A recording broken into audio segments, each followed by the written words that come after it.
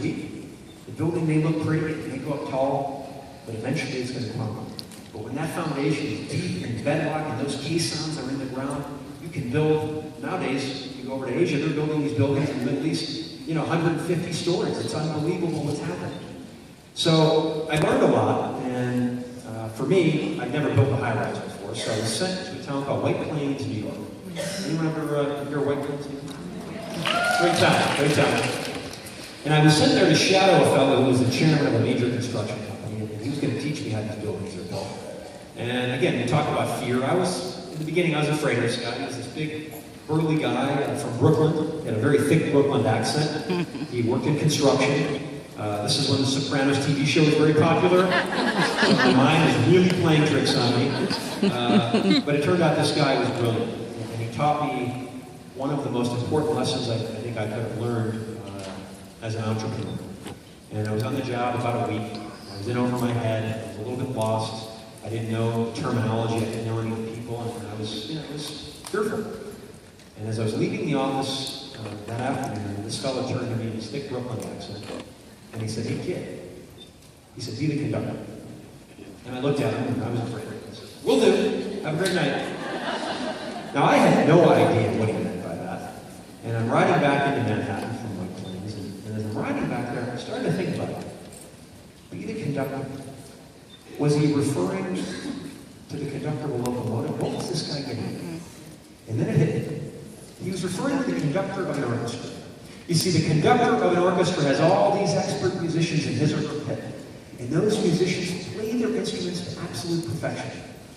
The conductor himself or herself is not an expert at playing each and every one of those instruments. But boy, the conductor can make beautiful music.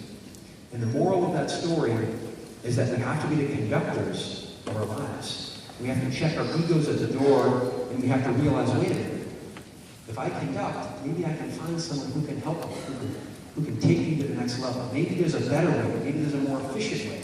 Maybe I can talk to the person next to me and find out how they achieve success with what they're doing. You see, when you conduct, your potential is unlimited. When you think that you know it all and that you can do everything and that you're the smartest person in the room, you wind up here. For me, I've always said to everyone, I've never been the smartest person in the room. And I've got report cards I can show you that. But I've always been willing to work the hardest. And I learned that there's no easy way to get rich. There's no such thing as a get rich quick. It's about putting the time in, working hard, and saying to yourself at the end of the day, did I do everything I could do today? And when you think to yourself, yes you did, you pick up the phone and you make one more call. And that's how you get to where you want to be in life. So for me, I learned to conduct. And I think conducting is very important. And part of being a conductor is being a good people watcher. Anyone here a people watcher? Right? God, you can learn so much good and bad by watching people.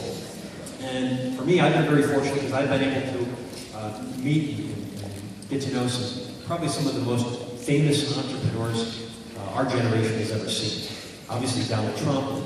I've met Mark Cuban a handful of times. He's from here in Dallas. Richard Branson. I can go on and on. And I watched these folks, and I realized that although they all have completely different personalities, they have three identical traits. And I think these are traits of why they're very successful. And I'm going to run through them real quick. One, they're all good decision makers. This may seem very basic for some of you, but the majority of the people have a hard time making decisions in life. And you know what happens? Opportunities pass them by. Most people go through life and they have one foot on the boat and one foot on the pier, and they look back when they're 70 or 75 and they have tremendous regret because they never got anywhere. They didn't commit to staying on land, they didn't commit to going to sea, and they just straddled that pier of the boat. Secondly, these people are all very creative. They find their version of those Coke bottle glasses. They find creative ways to market themselves, to reach the people in their community, to let people know what they're doing, and they're proud of what they're doing. You know, had I been creative with those glasses, I may have run out of money in 6 weeks with that business. I don't know. But failure wasn't an option, which leads me to the last trait. They all have that never quit, never make excuse mindset. And so many people go through life today, and the minute they face an obstacle, you know what they do? They point to their left and they point to their right and they blame the people on either side. The successful people are the ones who take the finger and they point at themselves. And they say, I am responsible for my life, and there's no one else that I can blame. And they get themselves to where they want to be, with no regrets. So I spent time with some of the greatest entrepreneurs we've seen in our generation. And then a few years ago, I did a show for the 80 that was called 80 Business. And it's a show where I got to go in and work with business owners who were struggling. And I watched them and I studied them. And I realized that they all had 3 identical traits as well. Much different than the 3 that I just shared. We want to look at ourselves. If any of these traits sound familiar, you may want to retool what you're doing. The first one is these people who are failing are all reactive rather than proactive. You know people like this in your lives? They wait for the problems to arise, and then they try to put those fires out, right? And that doesn't work. Not just in business, but in your marriage, in your friendships, in your faith. And, you know, my wife and I, we have a rule. We do what we call checking in. And, you know, we check in with each other every couple of weeks and we say, hey, I'm just checking in. And this is a time where we talk about things that may be bothering us, but it's also a time where we share what we like. You know, Juliana will say to me, well, I really like when you brought me coffee in bed the other morning. So now guess what? I bring her coffee in bed every morning. But then she shares with me things that may be a problem. And that's how you have a successful relationship, you have a successful business. It's taking those problems before they blow up and become big problems. So if you want to be successful, you got to be proactive rather than reactive. Secondly, these people that I work with, they all surround themselves around negative people. Interesting study I just read. It says the majority of the people we come into contact with on a daily basis are negative. What I'm going to say, though, that you're never going to be able to eliminate those people from your life. That's impossible. But when you're aware of who they are and what their intentions are, you negate their power. You see, there's always going to be those people who feel the need to pull you down in order to build themselves up because they wish they were doing what you were doing. They're jealous, they're envious, they don't have the work ethic, they don't have the determination that you have. And when they pull you down, it makes them feel better. Those are the people you have to be careful of. You know, I recently ran into the 2 owners of that metals company. I was at a fundraiser in Chicago, and these 2 guys came running up to me and they said, we knew you were going to be successful. Not so sure about that, pal.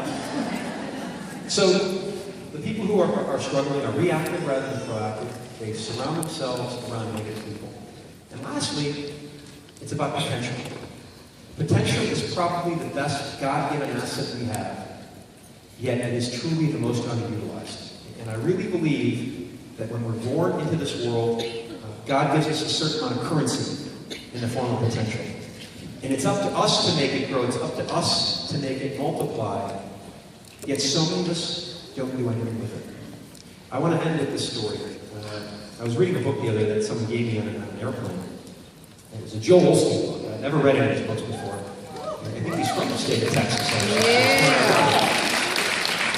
And I was reading this, and Joel has really an interesting take on the power of potential.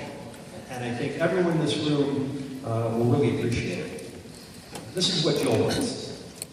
He said, I heard somebody say the wealthiest place on earth is not Fort Knox or the oil fields in the Middle East, nor is it the gold and diamond mines in South Africa. Ironically, the wealthiest places on earth are the cemeteries, because lying in those graves are all kinds of dreams and desires that will never be fulfilled. Buried beneath the ground are books that will never be written, businesses that will never be started, and relationships that will never be formed. Sadly, the incredible power of potential is lying in those graves. So, it's up to us not to bury our potential. It's up to us to live our lives with no regret. And the way you do that is you close your eyes and you think to yourself, when I'm 75 years old, will I be happy with what I've accomplished? Will my grandchildren or my children be proud of what I've done? And you got to ask yourself, what I'm doing today, is it going to get me to where I want to be tomorrow and beyond? And hopefully the answer is yes. And if we're agile, we adopt that never quit, never make excuse mindset, and we're aware of the people in our lives and their intentions, success is inevitable. And I always like to end with this. Tough times don't last, and we will all experience tough times at some point. But tough people do. Thank you folks for having me.